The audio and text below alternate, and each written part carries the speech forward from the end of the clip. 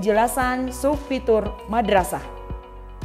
Dapat dilihat pada video tutorial berikut ini. Untuk subfitur madrasah digunakan untuk melihat kode registrasi madrasah yang nantinya digunakan para madrasah pada saat login pertama kali di website IRCAM.